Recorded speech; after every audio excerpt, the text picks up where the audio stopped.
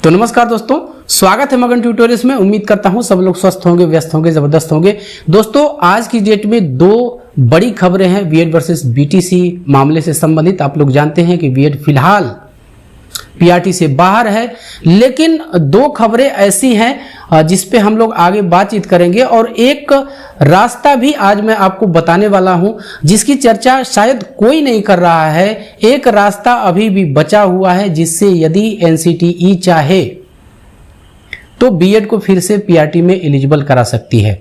आगे हम लोग इस पे आएंगे वो कौन सा रास्ता है, और वो बिल्कुल जुड़ा हुआ रास्ता है। ऐसा नहीं है कि ये कहीं अलग से मैंने ढूंढ के निकाला हुआ है, ये इसी में है। और जाहिर सी बात है कि जो छात्रों के संगठन है इस पे बाकायदा उनका विचार विमर्श भी चल रहा है। तो आगे इन चीजों को हम लोग देखेंगे। फिलहाल अभी दो खबरें हैं। एक है ब्रिज कोर्स की खबर और इसी से रिलेटेड है शिक्षा मित्र जो सुप्रीम कोर्ट पहुंचे हैं। तो ये जो दोनों चीजें हैं वो किस तरह से आपस में जुड़ी हुई हैं, इस संबंध में हम लोग बात करने की कोशिश करते हैं। पहले बात करते हैं ब्रिज कोर्स की। देखिए, आप सभी जानते हैं कि ब्रिज कोर्स का न कराया जाना कहीं न कहीं बीएड के लिए घातक रहा। और आप लोग को पता होगा, यदि आप लोगों ने देखा होगा तो सही है, यदि नहीं भी देखा होगा तो वो वीडियो जाके आप देख लीजिएगा। मैं यहाँ आई बटन पे उसको लगा भी दूंगा। कल मैंने एक इंटरव्यू किया था और वो इंटरव्यू था एनआईएस डीएलएड के जो मुख्य पैरोकार हैं नंदन सिंह बोहरा जी, उनसे हमारी बातचीत हुई थी। कल लाइव बातचीत हुई थी और बहुत सारी चीजें उन्होंने इस संबंध में की। सबसे पहले तो आप लोग जो ये आरोप लगाते हैं कि सर आप एक पक्षीय बात करते हैं, तो आप लोग जाके देख सकते हैं। मैंने एनआईएस डीएलएड के जो मुख्य पैरोकार हैं, मैंने उनसे बात करने की कोशिश की, उनका इंटरव्यू किया और उनका पक्ष जानना जरूरी था। और जानते हैं कि एक एनआईएस डीएलएड वर्सेस बीएड का मामला, या यूं कह सकते हैं कि उत्तराखंड सरकार इसमें पार्टी है, तो ये मामला भी सुप्रीम कोर्ट में चल रहा है। उसी की पैरवी नंदन सिंह बोहरा जी करते हैं। तो बहुत से बच्चों का ये सवाल था कि सर आप उन्हें कभी लाइए ताकि जो वस्तु स्थिति है, जो सच्चाई है, वो पता चल सके।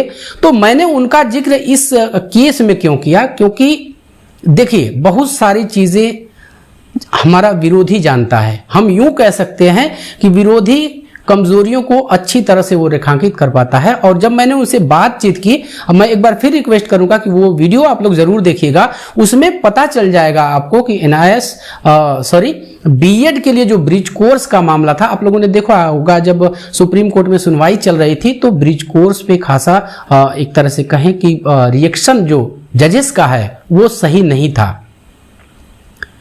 और बोहरा जी ने भी अपने इंटरव्यू में इस चीज को रेखांकित किया कि ये कहाँ का रूल है कि बेटा आप पहले सर्विस में आ जाओ, फिर इसके बाद हम आपको ब्रिज कोर्स करा देंगे। तो ये कहीं न कहीं चीजें बीएड को एक तरह से कहें कि पीआरटी से बाहर करने में अपनी मुख्य भूमिका निभा गई। अब यहाँ पे मैंने ब्रिज कोर्स की बात, और ये इस बात को छेड़ने का एक ही मकसद है कि यदि ब्रिज कोर्स सरकार एनसीटी समय पे करा लेती तो शायद ये दिन देखने के लिए नहीं मिलता।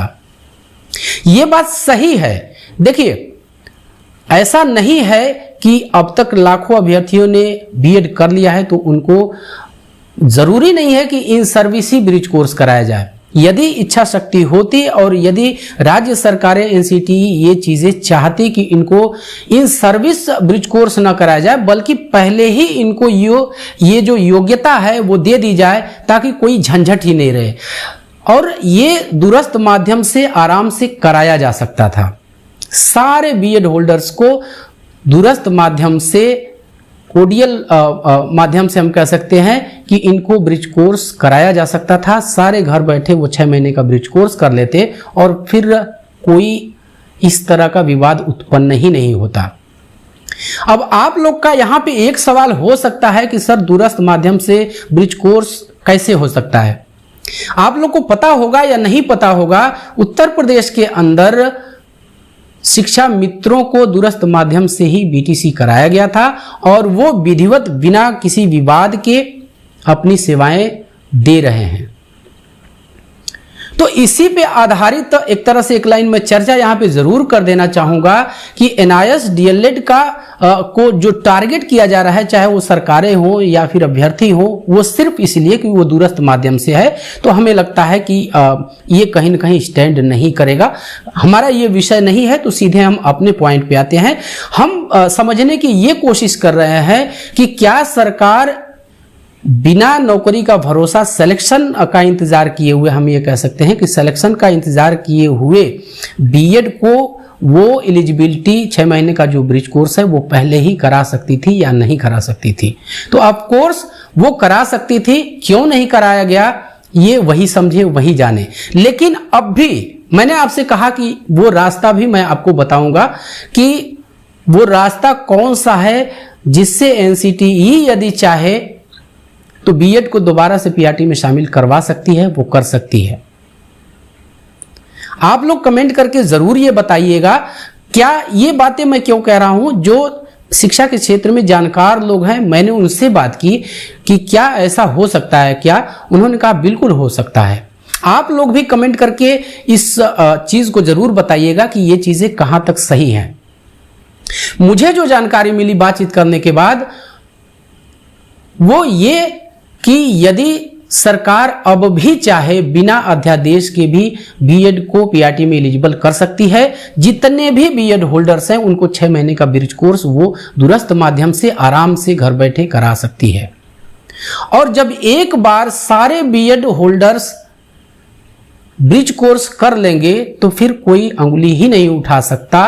और इस चीज को यदि नोटिफिकेशन में अधिसूचना में निकाल दिया जाए बाकायदा एक एक्सपर्ट कमेटी की संस्तुति से, तो शायद इसको कोर्ट में चैलेंज भी नहीं किया जा सकता। ये इस बात को कहने का एक आधार और है दोस्तों। आप लोग जानते हैं कि आईटीईपी प्रोग्राम चला रखा है एनसीटी ने। आईटीईपी वास्तव में क्या है? आईटीईपी में जो चाइल्ड पेडागॉजी है 1 to 5 जो प्राइमरी का पेडागॉजी है वही जोड़ दिया गया है उसमें, और बल्कि चारों लेवल का जोड़ दिया गया है। उसको कह सकते हैं हम प्रिपरेटरी, फंडामेंटल, मिडिल और सेकेंडरी, इन चारों स्टेजेस को छोटे छोटे टर्म का 6 महीने का करके जोड़ दिया गया है उसमें, और एक 4 वर्ष का इंटीग्रेटेड कोर्स बना दिया गया।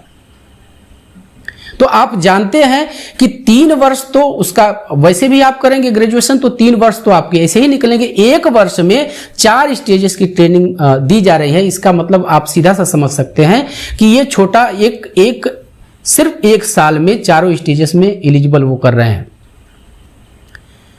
तो जो व्यवस्था वास्तव में कहिए तो एक ब्रिज कोर्स की ही तो व्यवस्था हुई जो एनसीटी ने अब जाके किया है इंटीग्रेटेड कोर्स के रूप में।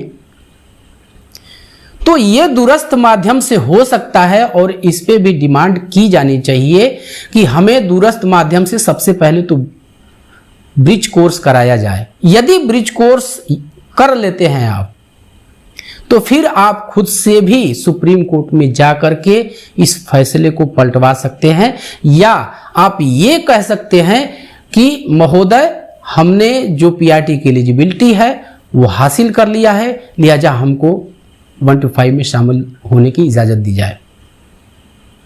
तो बहुत सारे रास्ते हैं दोस्तों, बशर्ते सरकारें चाहें। और इसीलिए मैं आपसे बार बार कहता रहा हूं कि अपनी पीड़ा को अधिक से अधिक आप गवर्नमेंट तक पहुंचाने की कोशिश कीजिए।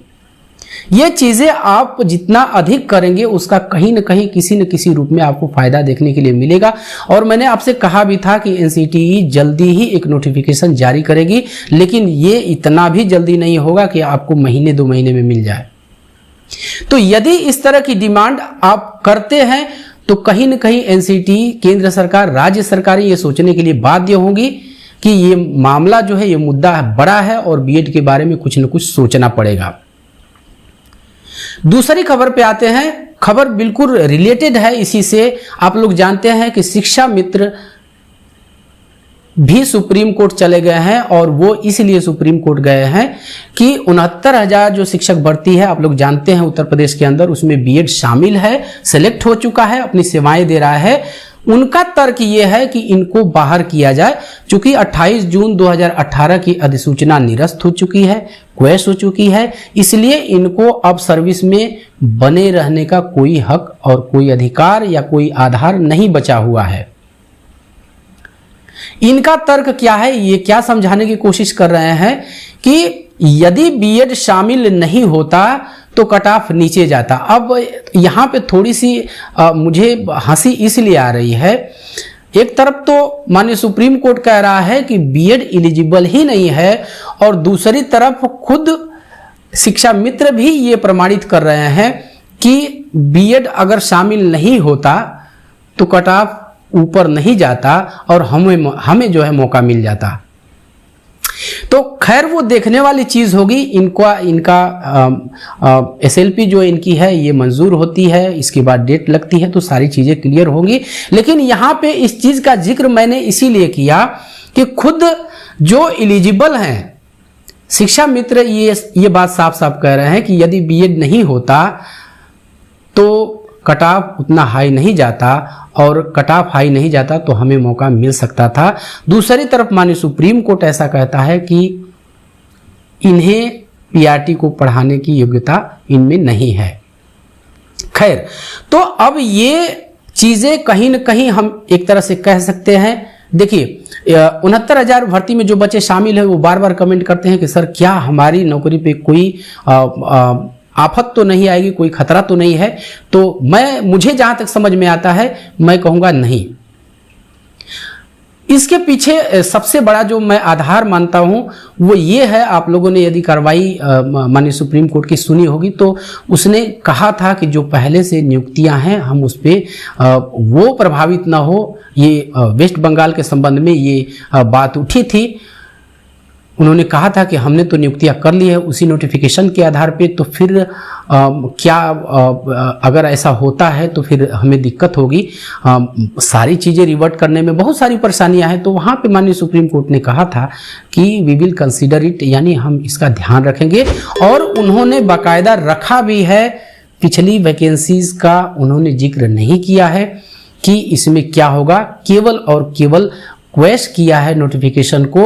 अब यहाँ पे क्लेरिफिकेशन के लिए भी जो छात्र संगठन है, जो पार्टियां हैं, उन्होंने क्लेरिफिकेशन के लिए वहाँ पे डाल दिया है कि इसको क्लियर किया जाए कि वास्तव में जिन बच्चों ने बीएड सिर्फ इस आधार पे किया है कि नोटिफिकेशन में जो एनसीटी के 28 जून 2018 की नोटिफिकेशन थी उसमें मेंशन था कि बीएड 1 to 5 में एलिजिबल है, तो फिर उनके लिए इस आदेश के मायने क्या है ये माननीय सुप्रीम कोर्ट क्लैरिफाई करे।